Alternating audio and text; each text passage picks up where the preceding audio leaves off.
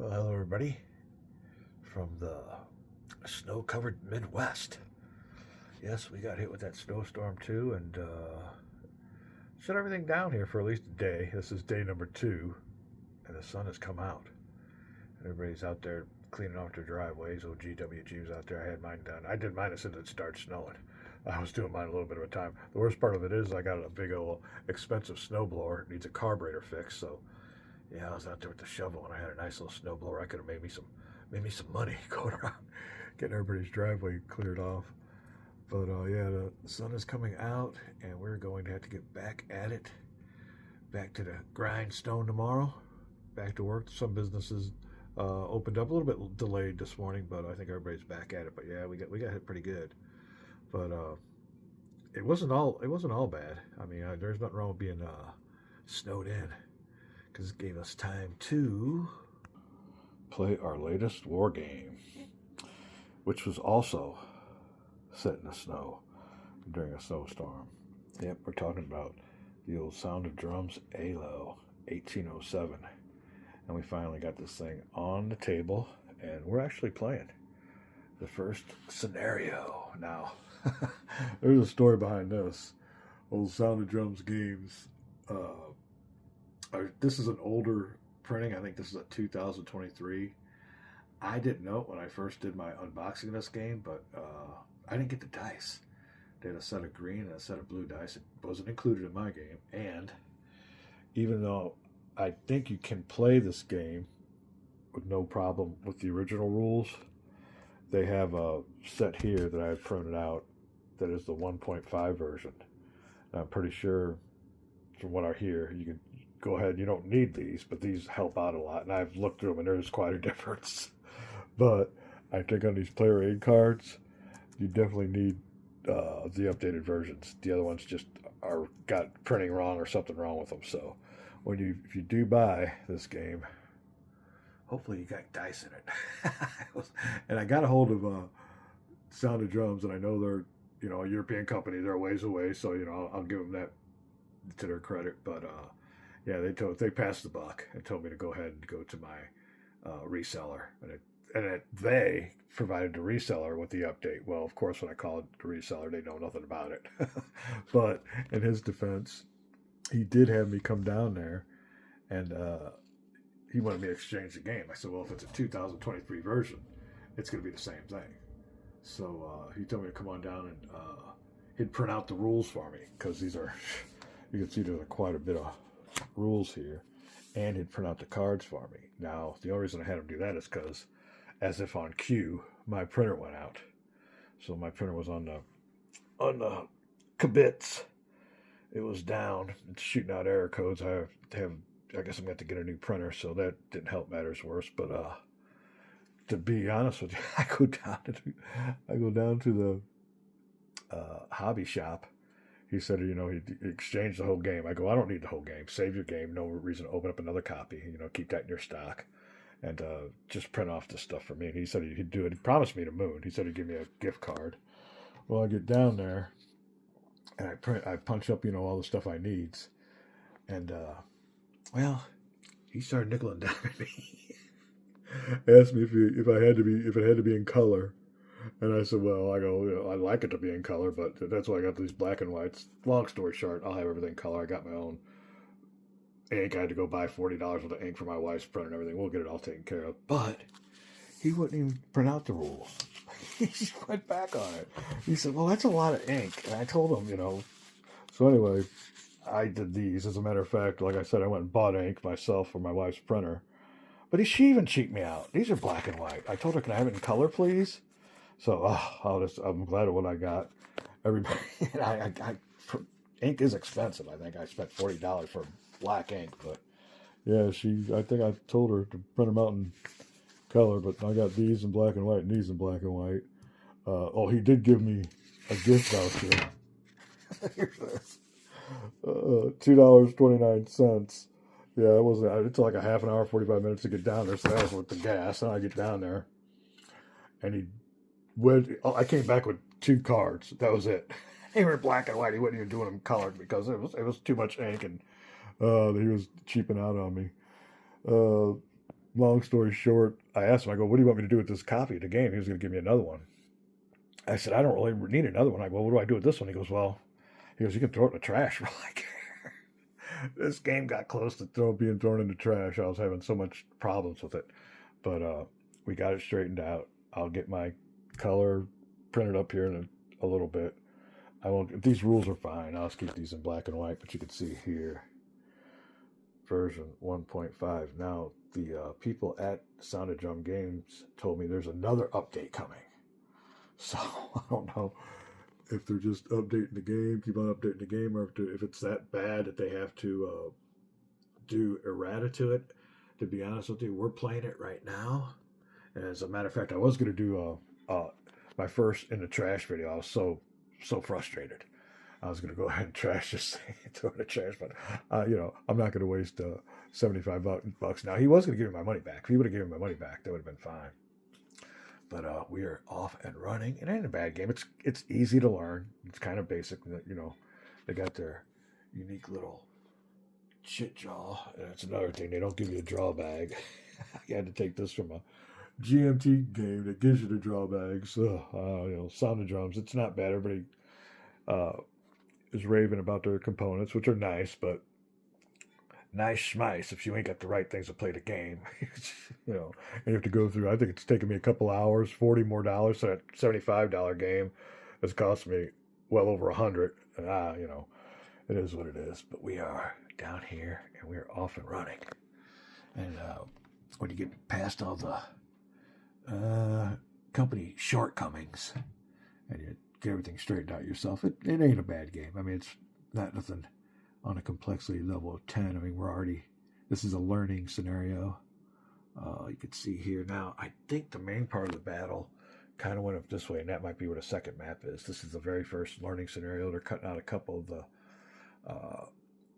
what do they call it? Procedures of play. Hold on a second, mind block. Sequence of play. So they took out a couple sequences of play, and we're off and running. You can see here, get my old push me, pull you. We have just finished our first fire combat now. Oh, putting hits on these units, it's kind of hard. Well, you have some foot artillery here you need I think out of to take the hit with a 2. I think you shoot with a 2 or a 4. Yeah, you have to get down here. You have to hit them on a 9 or 10. So you can see you have to get some pretty high numbers unless you got some good modifiers. So through all that fire combat with all the French units, and now the Russians haven't returned fire, they've only lost 2 strength points. So yeah, we're off and running on this game. When we press pause here, I think we got somebody at the door, and we'll be right back. Okay, we are back, and a couple, 2 or 3 little, well, not little, mostly in their 20s, but they had a nice snowblower. They were out doing what I was going to do, making money with that snowblower. So yeah, that's what the little knock on the door was. And I told him, I said, hey, I had a $400 snowblower sitting in my garage, $400 or $500 plus. I bought a couple years ago. Need to take it to the repair shop because I think it needs a diaphragm in the carburetor. So believe me, with every shovel full I was taking out in that driveway, a little bit more salt in that wound. But talking about salt and wounds, we finally got through with our adventurous labor.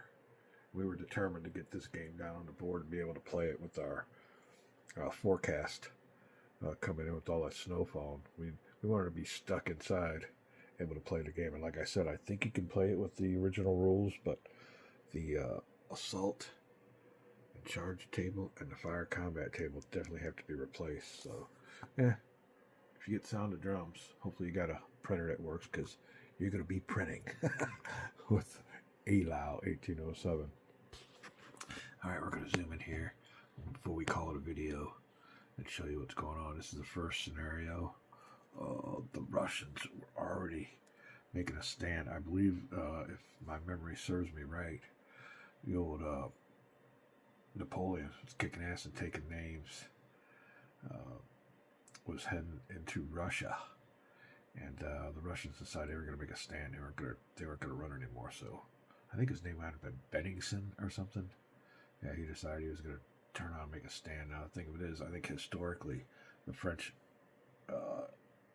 pretty well, not, I don't know if you'd say easily, but pushed the Russians out of here, and the main game, or the main stand, was more up this way. And there's a there's a second map to this game.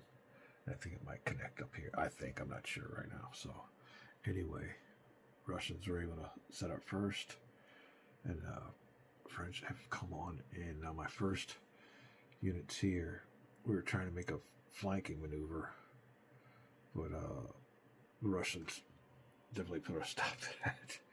You can see here we have some, who are they? There are Hussars, Lancers, and Hussars.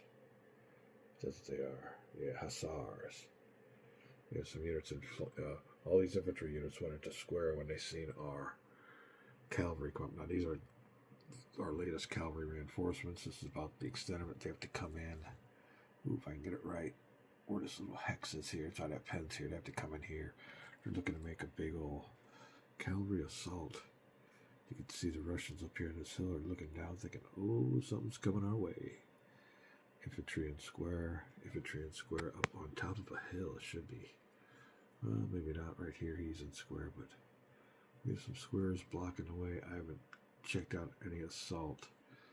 I think, as is, cavalry hitting those squares that have a negative modifier, but being in square versus line infantry fire or artillery fire, you definitely get a plus modifier if you're the attacker on that. Keeping it on. So anyway, battle's coming down here. These guys are just in position. They didn't have enough movement points to make the assault or go up that hill. They'll have to come. Each turn is an hour, and we're in our second hour. Battle started at 2 p.m. We just started our 3 p.m. turn. And let's just see what's going on here. Most of them in line. Our artillery is useless. It's all foot artillery, believe me. I don't know what the projectiles are, but they ain't much. They ain't doing much damage. I think their artillery did knock my artillery down. As a matter of fact, we'll look real quick. Yeah, he is only a 1 factor. You can see where that 1's the first number up there. He normally had 2 attack. He was unlimbered, and that ain't much. Now he's down to 1. So their artillery in the artillery duel struck a little bit of a hit. So it caused a little bit of casualties, and like I said, the casualties were light. In this game, during the hour, if you get activated more than once, the army's fatigues go down. So your movement, if you have like a 10 hex movement range, if you get activated a second time in this game, it goes down to like 8. A third time it goes down to like 5. I got an idea that I might incorporate in this game. If also, besides your movement points going down, if per activation per hour, that your strength points go down too. So, and that might be no matter how many strength points you got here. Say you got a infantry unit with let's see here, up here, right there, you can see that 8.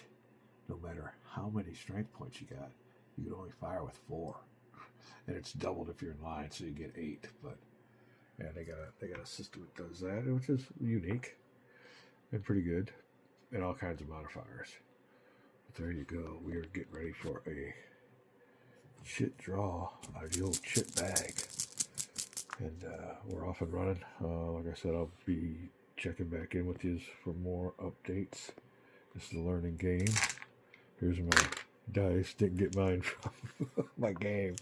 Oh man, it's cool. And I think they had some nice custom dice too, but not in my game.